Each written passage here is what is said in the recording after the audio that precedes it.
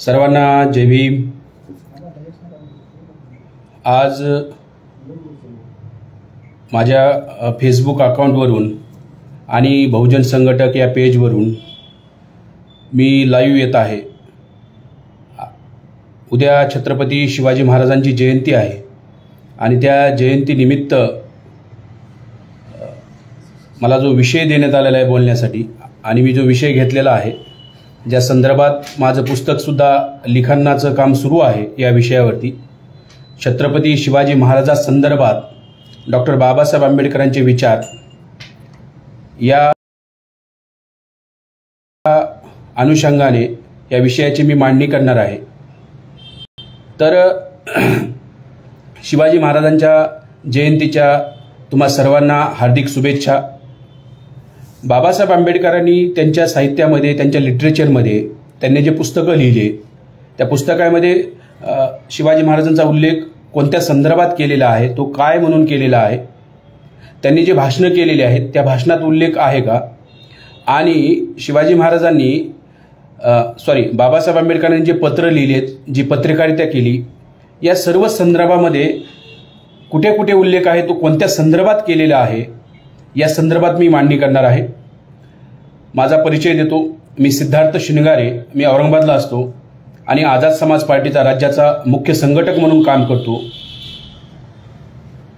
तर जो विषय आहे त्या विषयाची सुरुवात करतो।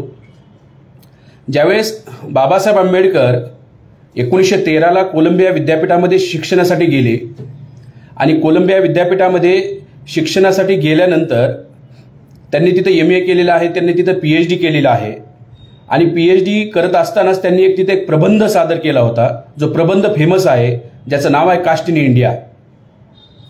हा प्रबंध लिहिण्या अगोदर बाबासाहेबांनी एक प्रबंध तयार केला होता। त्या प्रबंधाचं नाव आहे संभाजी महाराजांच्या काळातील महाराष्ट्राची सामाजिक परिस्थिती। तर हा जो रेफरन्स आहे, बाबासाहेब आंबेडकरांचं जे जीवनचरित्र मराठी भाषेमध्ये विस्तृत प्रमाणात 12 खंडामध्ये ज्यांनी लिहिलं, ते चांगदेव भगवान खैरमोडे यांनी 12 खंड लिहिले। त्या 12 खंडापैकी पहिल्याच खंडामध्ये हा तुम्हाला उल्लेख सापडेल। या पहिल्याच खंडामध्ये हा रेफरन्स आहे की बाबासाहेबांनी संभाजी महाराजांच्या काळातील महाराष्ट्राची सामाजिक परिस्थिती यावर प्रबंध सादर केला। म्हणजे सातासमुद्रा पलीकडे जाऊन संभाजी महाराजांवरती संशोधन केलेलं आहे बाबासाहेब आंबेडकरांनी। परंतु त्यांचे जे गाईड आहेत त्यांनी त्यांना सल्ला दिला की भारतातली जी काही प्रमुख समस्या आहे त्या प्रमुख समस्येवर तू बोललं पाहिजेस, लिहिलं पाहिजेस। म्हणून बाबासाहेबांना जातीवरती, जात ही भारतातली प्रमुख समस्या आहे म्हणून बाबासाहेबांनी जातीवरती प्रबंध सादर केलेला आहे। हा पहिला रेफरन्स सापडतो बाबासाहेबांच्या जीवनचरित्रामध्ये, बाबासाहेबांच्या जीवनाच्या प्रसंगामध्ये, की त्यांनी बाबासाहेबांनी संभाजी महाराजांचं नातं आहे, संभाजी महाराज हे शिवाजी महाराजांचे ज्येष्ठ पुत्र आहेत। हा पहिला रेफरन्स झाला। दुसरा जो रेफरन्स आहे तो असा आहे की बाबासाहेब आंबेडकरांनी ज्यावेळेस महाडला मनुस्मृती जाळलेली आहे, महाडचा जो परिषद घेतलेली आहे, पाण्यासाठी सत्याग्रह केलेला आहे, त्यानंतर बाबासाहेब आंबेडकर रायगडावरती गेलेले आहेत आणि रायगडावरती त्यांनी जिथं शिवाजी महाराजांची समाधी आहे त्या समाधीच्या ठिकाणी त्यांनी मुक्काम केलेला आहे। हा एक फार मोठा रेफरन्स आहे। याचं हे कारण आहे की जर शिवाजी महाराजांचं बाबासाहेबांचं नातं काही नाही तर बाबासाहेब आंबेडकर शिवाजी महाराजांच्या समाधीजवळ रात्रभर का थांबले? हे नातं आहे म्हणून थांबले, कारण ही समाधी शोधण्याचं काम ज्योतिबा फुले यांनी केलेलं आहे। राष्ट्रपिता ज्योतिबा फुले यांनी पहिल्यांदा शिवाजी महाराजांची समाधी शोधून काढली रायगडावरती। ही समाधी लुप्त झाली होती, ते काट्या कुपाट्या तोडून त्यांनी ती समाधी शोधून काढली आणि शिवाजी महाराजांची जयंती पुण्यामध्ये पहिल्यांदा साजरी केली, ती ज्योतिबा फुले यांनी 1869ला। आजही तुम्ही पुण्यामध्ये जर स्वारगेटला गेलात तर स्वारगेटला जे पोलीस स्टेशन आहे त्या स्वारगेटच्या पोलीस स्टेशनला याची नोंद आहे की 1869ला ज्योतिबा फुले आणि त्यांच्या सहकाऱ्यांनी शिवाजी महाराजांची जयंती केलेली आहे। आम्हाला खोटं सांगितलं जातं की टिळकांनी शिवाजी महाराजांची जयंती सुरू केली। टिळकांचा जन्म 1856चा आहे। ज्यावेळेस ज्योतिबा फुले जयंती साजरी करत होते शिवाजी महाराजांची, त्यावेळेस टिळकांचं वय अवघं 13 वर्षाचं होतं। त्यांचं नाव सुद्धा बाळ होतं, बाळ गंगाधर टिळक। खऱ्या अर्थाने ते बाळच होते 13 वर्षाचे। त्यामुळं हा खोटा इतिहास सांगितलेला आहे आपल्याला। खरा जो इतिहास सांगतो, ज्याचा लेखी पुरावा आहे, ती 1869ला शिवाजी महाराजांची जयंती साजरी केली. जयंतीच नव्हे तर शिवाजी महाराजांच्या जीवनचरित्रावर त्यांनी एक पोवाडा सादर केलेला आहे, जो आजही अवेलेबल आहे. महाराष्ट्र शासनाने जे समग्र ज्योतिबा फुलेंचं वाङ्मय प्रकाशित केलेलं आहे त्याच्यामध्ये तो पोवाडा तुम्हाला मिळेल.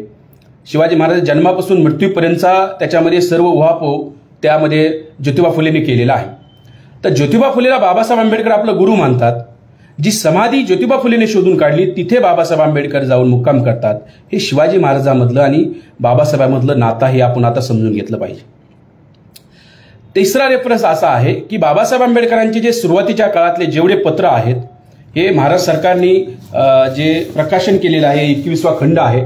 या 21व्या खंडामध्ये हे पत्र सगळे अवेलेबल आहे. 10-12 पत्र आहेत. 1930चे, 1931चे, 1932चे पत्र आहेत. ते पत्र तुम्ही या 21व्या खंडात बघू शकता. या पत्रामध्ये जो लोगो बाबासाहेबांनी वापरलेला आहे त्या लोगोमध्ये जय भवानी लिहिलेला आहे. म्हणजे जय भवानी. आज महाराष्ट्रामध्ये जय भवानीची घोषणा दिली जाते. जय शिवाजी, जय भवानी, जय जिजाऊ अशा वेगवेगळ्या घोषणा दिल्या जातात की शिवाजी महाराजांनी जय भवानीचा नारा दिलेला आहे आणि ह्या बाबासाहेबांनी सुद्धा जय भवानीचा नारा दिलेला आहे. हा संबंध यासाठी मी सांगत आहे की खूप सारे महाराष्ट्रामध्ये असं वाटतं की चळवळीतले पुरोगामी लोक जय जिजाऊ म्हणतात आणि बाकीचे लोक जय भवानी म्हणतात, परंतु जय जिजाऊ आपलाच नारा आहे आणि जय भवानी सुद्धा आपलाच नारा आहे, कारण तो बाबासाहेबांनी तो नारा दिलेला आहे. याचा एव्हिडन्स या तुम्हाला पत्रामध्ये मिळून जाईल. कारण बाबासाहेबांचं जे त्या काळामध्ये आपण बाबासाहेबांनी बौद्ध धर्म स्वीकारण्याच्या अगोदर बाबासाहेब बौद्ध धर्म स्वीकारण्याच्या अगोदर जे कुळदैवत मानतात बाबासाहेब आणि अगोदर एक टोटम पद्धत आहे त्यामध्ये बाबासाहेबांचं कुळदैवत हे तुळजापूरची भवानी आई आहे. त्यामुळं इव्हन बाबासाहेबांचे जे आई आहेत भीमाई यांना सुद्धा मृत्यू येण्या अगोदर त्यांनी सुद्धा रामजी सुभेदारांकडे म्हणजे त्यांच्या पतीकडे त्यांनी मागणी केली होती की मला तुळजापूरला घेऊन जा, कारण त्यांचं कुळदैवत होतं. त्या कुळदैवताचं टोटम म्हणून बाबासाहेबांनी जय भवानी वापरलेला आहे. हा जय भवानी नारा सुद्धा बाबासाहेबांनी दिलेला आहे. त्यांच्या तो लेटरमध्ये तो अवेलेबल आहे, हे आपण बघू शकतो. 21व्या खंडामध्ये अवेलेबल आहे. हा तिसरा मुद्दा. चौथा मुद्दा असा आहे की शिवाजी महाराजांनी जे कार्य केलेलं आहे या कार्याला बाबासाहेब काय समजतात. 1936ला बाबासाहेबांनी जे भाषण केलं, जे भाषण न होता ते पुस्तक रूपात नंतर आलं, त्याचं नाव आहे ॲनिलेशन ऑफ कास्ट. हे महाराष्ट्र सरकारने पुस्तक प्रकाशित केलेलं आहे. सेपरेट हे भाषण बाबासाहेबांनी नंतर पुस्तक रूपात प्रकाशित केलं. हे महाराष्ट्र सरकारने सुद्धा आहे. याची किंमत अवघी 15 रुपये आहे. या पुस्तकामध्ये शिवाजी महाराजांचा उल्लेख आहे. तो समजून घेतला पाहिजे की शिवाजी महाराजांना बाबासाहेब काय समजतात. तो उल्लेख असा आहे, शिवाजीच्या नेतृत्वाखाली झालेल्या राजकीय क्रांतीपूर्वी महाराष्ट्रात संतांनी धार्मिक आणि सामाजिक सुधारणा घडवून आणल्या होत्या. या ठिकाणी शिवाजी महाराजांनी जे राजकीय कार्य केलेलं आहे त्याला बाबासाहेब आंबेडकर क्रांती म्हणतात. शिवाजी महाराजांनी राजकीय क्रांती केली, पॉलिटिकल रिव्होल्युशन केलं, हे बाबासाहेबांचं म्हणणं आहे.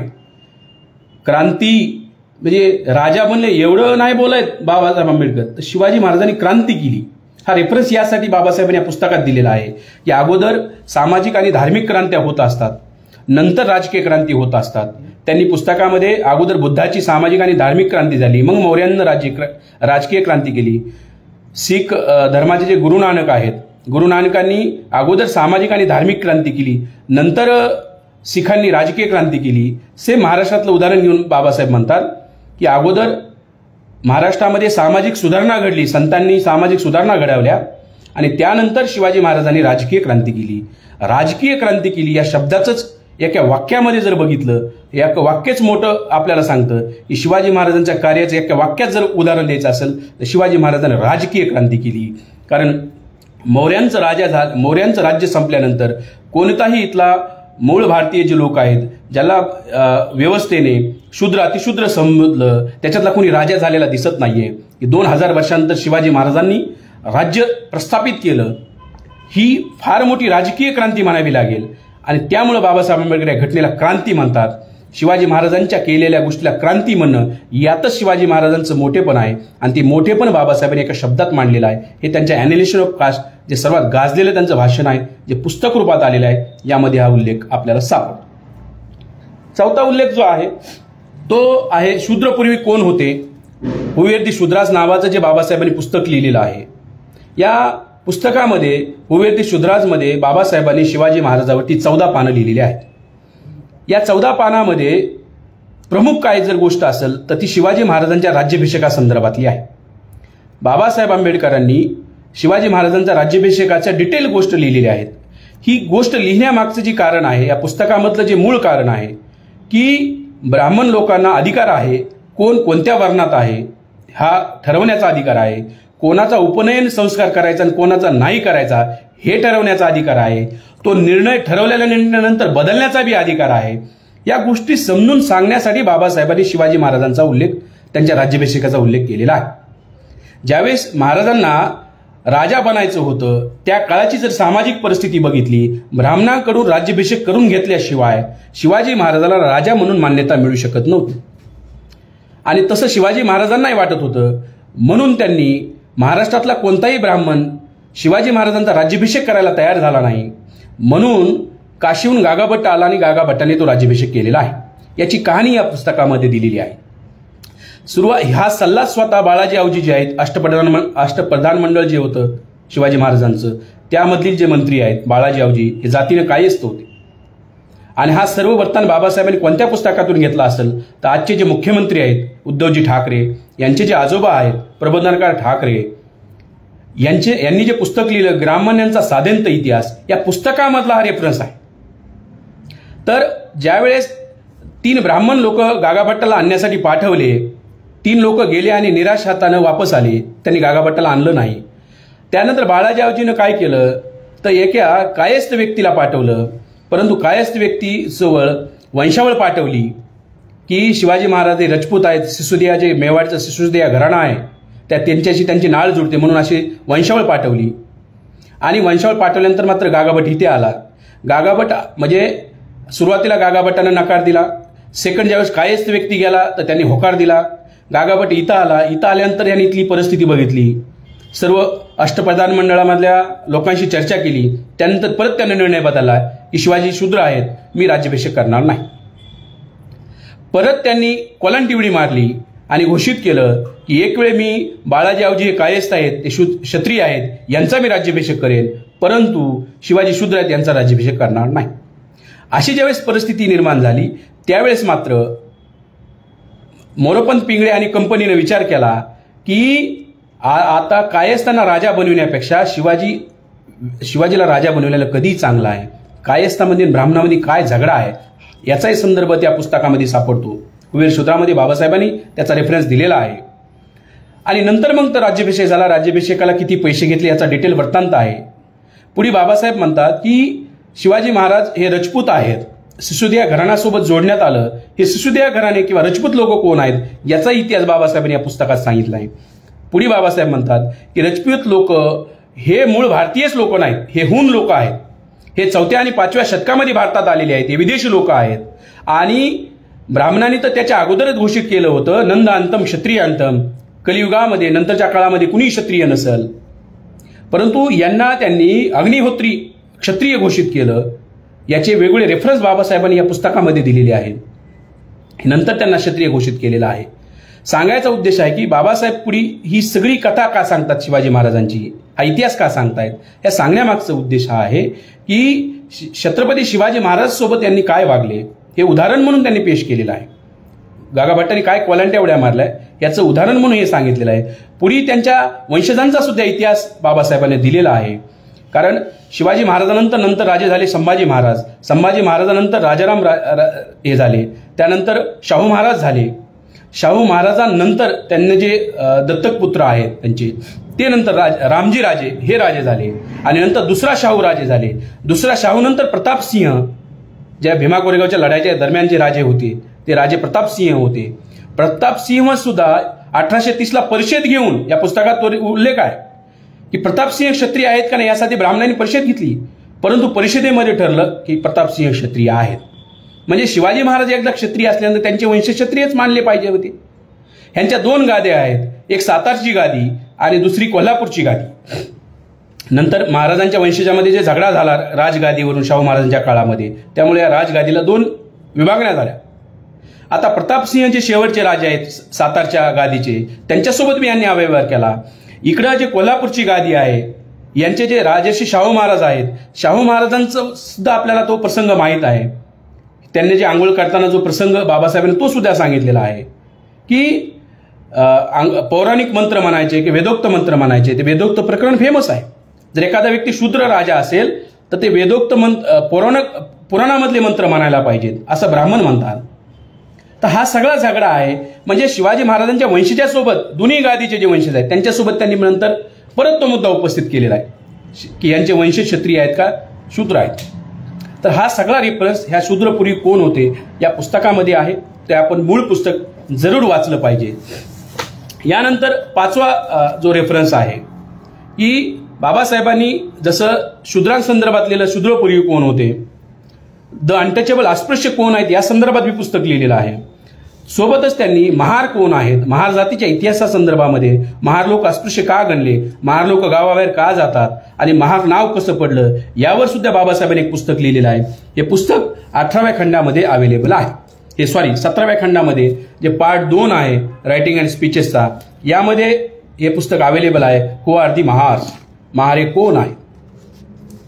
आणि यामध्ये शिवाजी महाराजांचा रेफरन्स आहे. तो रेफरन्स या संदर्भात आलेला आहे. तो रेफरन्स असा आहे की बाबासाहेबांचं म्हणणं आहे की मराठा लोकांच्या आडनावं महार लोकांच्या आडनावं सारखे आहेत. याची काही उदाहरणं बाबासाहेब देतात. महारांचे कुळदैवत आणि मराठ्यांचे कुळदैवत सारखे आहेत याचेही बाबासाहेब उदाहरणं देतात. त्यानंतर बाबासाहेब म्हणतात आडनावं सारखे आहेत, कुळदैवत सारखे आहेत. आणि मग शिवाजी महाराजांचा रेफरन्स येतो तो यासाठी की अभिवादन म्हणून महार लोक अगोदर जोहार म्हणत. जोहारचा अर्थ होतो योद्धार, आम्ही योद्धे आहोत असा त्याचा अर्थ आहे. आणि महार लोक जोहार म्हणत असत. बाबासाहेब म्हणतात महारांच्या व्यतिरिक्त महाराष्ट्रामध्ये आणखी एक जात आहे जी जोहार म्हणायची, त्या जातीचे नाव आहे मराठा. मराठा लोक जोहार म्हणायचे. याचा पुरावा म्हणून त्यांनी जे मालोजी घोरपडेंना शिवाजी महाराजांनी स्वतः पत्र लिहिलेलं आहे त्यांच्या सहीनिशी, त्या पत्राचा उल्लेख केलेला आहे. ज्या पत्रामध्ये मालोजी घोरपडेंना अभिवादन म्हणून शिवाजी महाराज जोहार म्हणतात. म्हणजे एक योद्धा दुसऱ्या योद्ध्याला जोहार घालतो, म्हणजे आम्ही योद्धे आहोत, तू योद्धा मी योद्धा. जोहार हा शब्द अपमानजनक शब्द नाहीये, हा सन्मानजनक शब्द आहे. जर तुम्ही नागपूरमध्ये, छोटा नागपूर जो आपल्या झारखंडमध्ये आहे, तिथे आदिवासी लोक हुल जोहार म्हणतात. हुल जोहार म्हणजे क्रांतिकारी जोहार. हा जोहार शब्द आहे. याचा रेफरन्स या पुस्तकामध्ये आहे.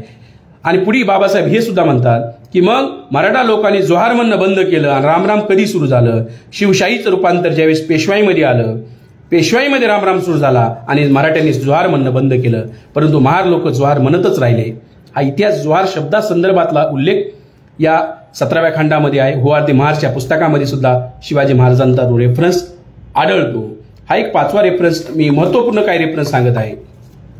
त्यानंतर मला काही जे महत्वपूर्ण रेफरन्स सांगायचा आहे तो हा आहे की बाबासाहेब आंबेडकरांनी संविधान लिहिलं आणि संविधान लिहिताना संविधान ज्यावेळी सुपूर्त झालं, लागू झालं, 26 जानेवारी 1950ला ते लागू झालं. संविधान सभेनं जे स्वीकारलं ती तारीख आहे 26 नोव्हेंबर 1949. त्याच्या आदल्या दिवशी म्हणजे 25 नोव्हेंबर 1949ला बाबासाहेबांनी संविधान सभेमधलं जे शेवटचं भाषण आहे ते फार महत्त्वपूर्ण भाषण आहे. आणि त्या भाषणामध्ये शिवाजी महाराजांचा उल्लेख आहे. तो एक्झॅक्ट उल्लेख काय आहे तो आपण वाचला पाहिजे. कारण सोशल मीडियावर मी बघितलं भरपूर सारे गैरसमज पसरवले जात आहेत, खोटी माहिती टाकली जात आहे, म्हणजे रेफरन्स विहीन बोललं जात आहे की भारताचं संविधान लिहिताना शिवाजी महाराज डोक्यात होते. म्हणजे काही पण हे सगळं लोक अफवा पसरतात, भ्रम पसरतात, याचे कोणते एव्हिडन्स नसतात म्हणतात. जसं एक मी ज्यावेळेस मागच्या लॉकडाऊनमध्ये अण्णाभाऊ साठेवरती पुस्तक लिहिलं, अण्णाभाऊ साठे आंबेडकरी चळवळीच्या दृष्टिकोनातून. हे पुस्तक लिहिल्यावर मला एक गोष्ट सापडली. जे लोक भाषणात म्हणतात अण्णाभाऊ साठेंनी 7 समुद्रापलीकडे जाऊन शिवाजी महाराजांवर पोवाडा गायला, असा मॉस्कोमध्ये आणि रशियामध्ये कोणता पोवाडा गायलेला नव्हता अण्णाभाऊ साठेंनी. जरूर शिवाजी महाराजांचा उल्लेख केला होता. मॉस्कोमध्ये ज्यावेळेस अण्णाभाऊ साठेचं तिथं भाषण होतं त्या भाषणाला 3000 लोक जमले होते आणि भाषणाची अण्णाभाऊ साठेने सुरुवात केली होती ती अशी केली होती की मी त्या भूमीतून आलेलो आहे ज्या भूमीत छत्रपती शिवाजी महाराज जन्मलेले आहे. आणि मग लोकांनी टाळ्या आणि शिट्ट्या वाजवल्या, असा तो उल्लेख आहे. हे स्वतः अण्णाभाऊ साठेंनी माझा रशियाचा प्रवास नावाचं पुस्तक लिहिलेलं आहे आणि त्या पुस्तकामध्ये लिहिलेलं आहे. त्या पुस्तकामध्ये कुठेही त्यांनी स्वतःचं प्रवास वर्णन लिहिले. त्या प्रवास वर्णनामध्ये मात्र त्यांनी कुठेही मी पोवाडा गायला असं काही लिहिलेलं नाही. परंतु भाषण जे ठोके लोक आहेत, व्याख्याती लोक आहेत, ते खोट्या गोष्टी प्रचलित करत राहतात. अशा बऱ्याचशा चळवळीमध्ये खोट्या गोष्टी बिना एव्हिडन्सली बोलल्या जातात. जे अण्णाभाऊ साठे जे बोलले ते एवढंच आहे आणि ते महत्वाचं आहे. मला त्या अभिमान आहे की मी त्या भूमीतून आलेलो आहे ज्या भूमीत छत्रपती शिवाजी महाराज जन्मले.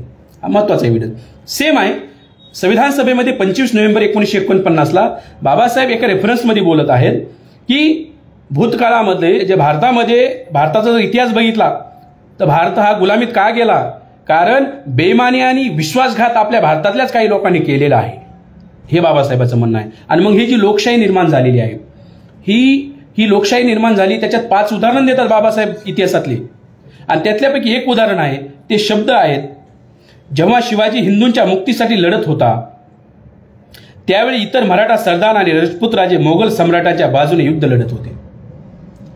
बाबासाहेब म्हणतायत की म्हणजे हा उल्लेख आहे आणि पुढे बाबासाहेब हे म्हणतात की इतिहासाची पुनरावृत्ती होईल काय या विचाराने मी चिंताग्रस्त झालेलो आहे. भारताचा इतिहास सांगतो, इतिहासामध्ये शिवाजी महाराजांनी जे राज्य कमवलं, परंतु शिवाजी महाराज राज्य कमवत असताना राजपूत लोक काय करत होते, मुघलांसोबत मिळालेले होते. जोधा अकबर त्याचं उदाहरण आहे, पिक्चर तुम्ही बघितलं असेल. जोधा बायको झाली राजपूत असून याची अकबराची, एक उदाहरण म्हणून सांगतो जे फेमस आहे. तर राजपूत लोक असतील, काही मराठा सरदार असतील, हे तर मुघलांसोबत जाऊन मिळालेले होते. मग असं जर भविष्यात घडलं, आपल्याच लोक जर भारतातलेच लोक जर दगाफटका दिला तर हे जे आपण हे राज्य निर्माण करत आहोत या राज्यालाही हे राज्य बुडायला वेळ लागणार नाही. या संदर्भात बाबासाहेबांचं ते भाषण आहे. तर हे एक्झॅक्ट भाषण असं आहे, हे आपण समजून घेतलं पाहिजे. परंतु हा मोठा मुद्दा आहे, ज्या दिवशी संविधान बाबासाहेब या संविधान सभेला देत आहेत त्या दिवशी त्यांना शिवाजी महाराजांची आठवण येत आहे, शिवाजी महाराजांच्या इतिहासाची आठवण येत आहे आणि शिवाजी महाराजांसोबत कुणी दगाफटका केला, कोण कोण लोक आहेत जे शिवाजी महाराजांच्या विरोधात होते त्याची आठवण आहे बाबासाहेबांना. म्हणजे शिवाजी महाराजांचा इतिहास बाबासाहेबांना आठवतोय ज्यावेळी त्यांच्या आयुष्यातलं सर्वात मोठं काम त्यांनी फते केलेलं आहे संविधान लिहिण्याचं, आणि त्यावेळेस त्यांना शिवाजी महाराज आठवत आहेत. हे नातं सुद्धा समजून घेतलं पाहिजे आपण. तर हा एक मुद्दा आहे जो की महत्त्वपूर्ण मुद्दा आहे असं मला वाटतं. त्यानंतर शिवाजी महाराजांसंदर्भामध्ये एक मी मागच्या 3 वर्षापूर्वी ज्यावेळेस लाईव्ह आलो होतो त्यावेळेस काही लोकांनी शिवाजी महाराजांसंदर्भामध्ये एक गोष्ट उपस्थित केली होती. ती काय होती ही मला सांगणं महत्त्वाचं आहे की कोल्हापूरचं भाषण आहे बाबासाहेब आंबेडकरांचं 30 डिसेंबर 1949. कोल्हापूर म्हणजे शाहू महाराजांचं गाव आणि शाहू महाराजांच्या निधनानंतर 21 वर्षानंतरचं ते भाषण आहे. आणि ते भाषणामध्ये बाबासाहेबांनी जो उल्लेख केलेला आहे तो असा आहे की आपण गोर ब्राह्मण प्रतिपालक छत्रपती शिवाजी महाराजांची जयंती साजरी करतो. शिवछत्रपतीला ब्राह्मण्य नष्ट करता आले नाही. आपल्या राज्याभिषेकासाठी सोने देऊन काशीहून गागा भट्टाला त्यांना आणावे लागले. ब्राह्मणांची नांगी तोडण्याबाबत शाहू छत्रपती हे शिवरायापेक्षा श्रेष्ठ होतं असे म्हटल्याशिवाय गत्यंतर नाही. तर बाबासाहेब काय म्हणतात तिथं, ब्राह्मणांची नांगी ठेचण्यासंदर्भात आहे. म्हणजे शाहू महाराज आणि शिवाजी महाराज एवढ्याच बाबतीत त्यांची तुलना आहे, हे आपण समजून घेतलं पाहिजे. उपलब्ध साहित्य, उपलब्ध इतिहासावरून बाबासाहेब हे सगळ्या गोष्टी बोलत आहेत. शिवाजी महाराज हे लढाईबाबत तुलना केलेली नाहीये, ब्राह्मणांची नांगी ठेचण्यासंदर्भात केलेली आहे. शिवाजी महाराजांचा काळ हा वेगळा काळ आहे, शाहू महाराजांचा काळ हा वेगळा काळ आहे. इंग्रज आलेले आहेत, इंग्रजांची सत्ता आहे. इंग्रजांची सत्ता असताना ब्राह्मणांच्या विरोधात बोलणं ही वेगळी गोष्ट होती. त्यामुळे फुले शाहू आंबेडकर हे ब्राह्मणाच्या विरोधामध्ये किंवा मनुवाद ज्याला म्हणू आपण, या वर्गासोबत जे लढलेले आहेत, या व्यवस्थेच्या विरोधात जे लढलेले आहेत, याचं कारण आहे ते इथे परकीय लोकांची सत्ता असल्यामुळे त्यांना ही ताकद मिळालेली आहे. हे बी आपण समजून घेतलं पाहिजे. जी गोष्ट शिवाजी महाराजांच्या काळात नव्हती, जे त्यांनी कार्यकर्तृत्व केलं हेच इतिहासाला कलाटणी देणार आहे. कारण ही गोष्ट लोक जे बोलत आहेत की काही लोक म्हणतात की त्यांनी शाहू महाराजांना श्रेष्ठ मानलेलं आहे. शाहू महाराज श्रेष्ठ मानलेलं आहे याच्याबद्दल काही नाही, त्याची पुढची लाईन मात्र लोक वाचत नाहीत. बाबासाहेब निरपेक्ष भावनेने लिहित आहेत. ते काय म्हणतायत पुढे बघा. पण मी असे विचारतो की कोणता, बघा पुढे लिहिले बाबासाहेबांनी, शाहू छत्रपती महाराजांच्या अंगी दोष असतील, पण मी असे विचारतो की कोणता राजा निर्दोष आहे. निव्वळ दोषाकडे पाहण्यात अर्थ नाही. ब्राह्मण्य नष्ट झाल्याशिवाय समाजाची उन्नती होणे नाही. त्यांनी ब्राह्मण्य नष्ट करण्याच्या धडाडीने प्रयत्न केला, यातच त्यांची थोरवी आहे. म्हणजे ब्राह्मण्य नष्ट जे शाहू महाराजांनी केलेले आहे. आता शाहू महाराज बी सुद्धा शिवाजी महाराजांचेच वंशज आहेत, हे आपण समजून घेतलं पाहिजे. तर ह्या संदर्भामध्ये लोकांनी त्याचं गलत इंटरप्रिटेशन केलं की शाहू महाराज श्रेष्ठ होते शिवाजी महाराजांपेक्षा, परंतु ते तफावत होऊ शकत नाही, तुलना होऊ शकत नाही. फक्त एका मुद्द्यासंदर्भात ब्राह्मणांचं वर्चस्व नष्ट करण्यासंदर्भातली ती तुलना आहे. त्या संदर्भात ती आपण कोणत्या संदर्भात बोललेत, आपले लोक काय करतात, संदर्भ देतात सोडून आणि बोलत राहतात. तर हे असं बोललं नाही पाहिजे. बरेचसे आणखी काही रेफरन्स आहेत. मुंबईमध्ये सुद्धा शिवाजी महाराजांच्या जयंती दिनी बाबासाहेबांनी भाषण केलेलं आहे. ते सुद्धा 18व्या खंडात पार्ट 1 मध्ये अवेलेबल आहे. जे भाषण एक्झॅक्ट काय केलं त्याच्यामध्ये एवढाच उल्लेख आहे की बाबासाहेब आंबेडकरांनी शिवाजी महाराजांच्या अंगी काय कोणते गुण होते, म्हणजे एवढं ते धडाडीचं काम का करू शकले, त्यांच्यात कोणत्या क्वालिटीज होती, म्हणजे क्वालिटी सांगण्याचं काम त्या 1 तासामध्ये बाबासाहेबांनी केलेलं आहे. कारण 16व्या वर्षी किल्ला जिंकणे, 16व्या वर्षी मरायला भिणे, मारण्यासाठी न भिणे ही साधारण गोष्ट नाही. 16वं वर्ष म्हणजे 10वीचं वर्ष. आज 10वीच्या पोरांना विचारा काय येते का. त्या काळात शिवाजी महाराजांनी स्वराज्याची मुहूर्त मिळवली. हे गुण आहे कमी वयामध्ये एवढं करणं. आणि मग त्यांच्यामध्ये जो पराक्रमाचा गुण आहे, जो संयमाचा गुण आहे, जे त्यांची जी दृष्टी आहे, हे सगळे जे लीडरमध्ये गुण असले पाहिजेत, एखाद्या राजामध्ये गुण असले पाहिजेत, या गुणांचा सगळा उहापोह बाबासाहेबांनी त्या भाषणात केलेला आहे. हा आपण समजून घेतला पाहिजे. आणि शेवटचा मुद्दा बोलेल आणि थांबेल मी. तो मुद्दा असा आहे की आज आपण हे बाबासाहेब आणि छत्रपती शिवाजी महाराजांचं जे नातं आहे, हे जे रेफरन्स आहेत, आणखी बरेचसे काही रेफरन्स आहेत, पण ते महत्त्वाचे नसल्यामुळं मी या लाईव्हमध्ये मांडत नाहीये. ते माझ्या पुस्तकामध्ये येतीलच. ज्या ज्या ठिकाणी शिवाजी महाराजांचा उल्लेख आला आहे ते प्रत्येक गोष्ट माझ्या पुस्तकात येणार आहे. आगामी एप्रिल महिन्यामध्ये बाबासाहेबांच्या जयंतीदिनी ते पुस्तक प्रकाशित होईल. शेवटचा मुद्दा सांगतो आणि थांबतो. ज्यावेळेस आता आपल्या औरंगाबादमध्ये आता 12 वाजता महाराष्ट्रातला नव्हे तर भारतातला सर्वात उंच पुतळा जो आहे, तो उंच पुतळा आपल्या औरंगाबाद शहरात क्रांती चौकात उभारला जात आहे. ही फार आनंदाची आणि गौरवाची बाब आहे. औरंगाबाद शहरासाठी मोठा उत्साह वाहत आहे. हजारो लाखो लोक त्या सोहळा बघत आहेत. फारच आनंदाची गोष्ट आहे, याच्यात काही डाऊट नाही. मला फक्त एवढंच या ठिकाणी सांगायचं आहे की शिवाजी महाराजांचे पुतळे आपण बसवतो, पण सर्वच पुतळे घोड्यावरती बसवतो. आणि शिवाजी महाराजांचा पुतळा म्हणलं की घोड्यावरचा पुतळा. परंतु मला हे म्हणायचं की रायगडावर जर तुम्ही गेला तर रायगडावरचा शिवाजी महाराजांचा पुतळा हा राजसिंहासनावर बसलेला पुतळा आहे. यासाठी मी कांशीरामजींचं एक उदाहरण देऊ इच्छितो. कांशीरामजीने यूपीमध्ये बहुजन समाज पार्टीचं सरकार आल्यानंतर जो लखनौमध्ये बाबासाहेबांचा पुतळा बसवला, तो पुतळा हा बसलेला पुतळा आहे. बाबासाहेबांचे सर्व पुतळे बघा असे उभा केलेले पुतळे आहेत आणि लखनौचा पुतळा बसलेला पुतळा आहे. कांशीरामजीला विचारलं, तुम्ही बाबासाहेबांचा पुतळा बसलेला का बनवला, उभा पुतळा का नाही बनवला? त्यावेळेस मात्र कांशीरामजीने उदाहरण दिलं की मैं महाराष्ट्र के लोगों से एक बात सीखा हूं, वो लोग बाबा साहब को खड़ा करते हैं और खुद कुर्सी पर बैठ जाते हैं. कुर्सी वो बाबा साहब के लिए छोड़ते नहीं है. मेरा एक ख्याल है कि बाबा साहब को मैं कुर्सी पर बिठाना चाहता हूं और कार्यकर्ताओं को, लोगों को खड़ा करना चाहता हूं काम करने के लिए. तो बाबा साहब खड़े ही है पिछले 50 साल से, तो उनको थोड़ा बैठने दीजिए. तर मी माझ्या बापाचा सन्मान करण्यासाठी त्याला खुर्चीवर बसवलेला आहे, असं कांशीरामजीनं एक्सप्लेन केलेलं आहे. दुसरा मुद्दा त्याच्यामध्येच की मग बाबासाहेबांचे जे आपण पुतळे बघतो ते सर्व पुतळे कसे आहेत, बोट करून आहेत. आमच्या औरंगाबाद शहरामध्ये विद्यापीठ गेटजवळ एक पुतळा आहे. तो पुतळाचं बोट आहे विद्यापीठाकडे. तुम्ही विद्यापीठात गेल्यानंतर दुसरा पुतळा मध्ये विद्यापीठानं बसवलाय, त्या पुतळ्याचं बोट आहे विद्यापीठाच्या बाहेर. म्हणजे एक पुतळा सांगतो विद्यापीठामध्ये जा, दुसरा पुतळा सांगतो विद्यापीठाच्या बाहेर जा. हे पुतळ्याचं कोणत्याही दिशेने बोट नाही पाहिजे. बाबासाहेबांच्या पुतळ्याचं आता आपण ठरवलं पाहिजे, नव्हे तर जिथं जिथं आपण पुतळे ठरवलेत ते बदलून एकाच दिशेला तोंड असलं पाहिजे, ते दिल्लीकडे. भारतातल्या सगळ्या पुतळ्यांचं जे बाबासाहेब बोट दाखवित आहेत, भारताचं संविधान हातात घेऊन, हे बोट कुठेही जा म्हणलेले नाहीत बाबासाहेब. एक निश्चित ध्येय आहे, निश्चित रास्ता आहे आणि तो आहे दिल्लीचा रास्ता. दिल्लीकडे ते बोट आहे. त्यामुळं इथून पुढे महाराष्ट्रामध्ये नव्हे तर संबंध देशामध्ये जे पुतळे उभारले जातील त्या बाबासाहेबांच्या पुतळ्याचं बोट आपण दिल्लीकडे केलं पाहिजे. आणि इथून पुढे शिवाजी महाराजांचे जे पुतळे उभारले जातील हे घोड्यावरून शिवाजी महाराजाला आपण खाली उतरलं पाहिजे. आपण काय करतो, शिवाजी महाराजाला घोड्यावर बसून त्यांना कामाला लावतो, आपण सत्तेची आमदारकी खासदारकी चिटकून राहतो. म्हणजे आपण खुर्च्या घेतो, आपण सिंहासन घेतो आणि शिवाजी महाराजाला घोड्यावर ठेवतो. हे फार दुर्दैव म्हणावे लागेल. मान्य आहे त्यांचं कार्यकर्तृत्व आहे, मोठं आहे, परंतु त्यांच्या आयुष्यामधला जर सर्वोच्च क्षण मोठा कोणता क्षण असेल तो त्यांचा राज्याभिषेकाचा क्षण आहे. कारण 2500 वर्षामध्ये पहिल्यांदा खालच्या जातीचा माणूस राजा झालेला आहे आणि ही मनुस्मृतीला छेद देणारी गोष्ट आहे, ब्राह्मणी व्यवस्थेला उखडून टाकणारी गोष्ट आहे. त्यामुळं राजसिंहासनावर बसलेला शिवाजी महाराजांचा पुतळा हा त्यांच्या आयुष्यातला सर्वोच्च पुतळा मानावा लागेल.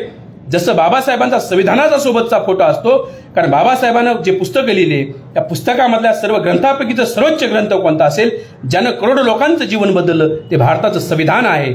आणि तो संविधानावरचा त्यामुळे बाबासाहेबांचा संविधानाचा फोटो आपण लावतो, कारण ते सर्वोच्च त्यांची जी लेखणी झिजली त्याच्यामधली सर्वोच्च त्यांची कृती आहे ती आहे भारताचं संविधान. तसं शिवाजी महाराजांचं जर सर्वोच्च गोष्ट बघितली तर ती आहे राजसिंहासन. ज्या राजसिंहासनावरती बसले आणि त्या राजसिंहासनावर बसून गोर गरीब दलित अनुसूचित जाती सगळ्या पिछड्या आदिवासी भटक्यांसाठी त्यांनी न्याय दिलेला आहे. असे जात बघून त्यांनी मावळे निवडलेले नाहीत, हे सर्व जातीचे मावळे आहेत. मावळा हा शब्दच जर बघितला तुम्ही तर मावळे हे कोणत्याही एका जातीचे नाहीत. तुम्ही मावळ्यांची लिस्ट काढा, वेगवेगळ्या जाती धर्माचे मावळे आपल्याला मिळतील. त्यामुळं आपलं फक्त सिलेक्टिव्ह शिवाजी महाराज न करता समग्र शिवाजी महाराजांचा अभ्यास केला पाहिजे. आणि शिवाजी महाराजांच्या इतिहासापासून भारताचा इतिहास घडणार आहे. त्यांना प्रेरणा आपण मानतो. उद्या त्यांची जयंती आहे, त्यांना आपण उद्या अभिवादन करणारच आहोत. त्यानिमित्तच आपण हे छोटेखानी व्याख्यानाचा कार्यक्रम ऑनलाईन ठेवला होता. तुम्ही सर्वांनी मला ऐकून घेतलात त्याबद्दल आभार, धन्यवाद.